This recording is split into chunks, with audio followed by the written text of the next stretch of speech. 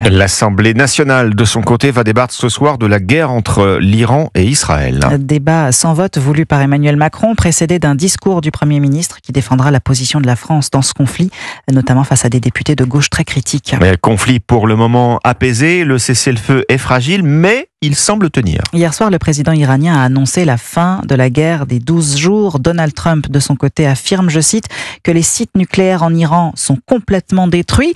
Pourtant, un document confidentiel de ses services de renseignement met en doute l'efficacité des frappes américaines le week-end dernier sur les installations nucléaires de Natanz et Fordo. Il faudra de toute façon plusieurs semaines pour vérifier la réalité de ces dégâts, William Molinier.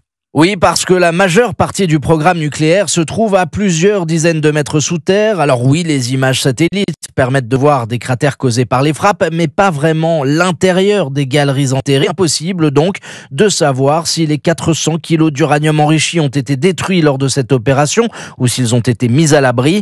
Pour établir précisément le bilan, américains et israéliens vont poursuivre les interceptions de communication, sauf que les états-majors iraniens savent désormais que leurs transmissions sont écoutées. Le régime va sans doute tenter d'intoxiquer ses ennemis.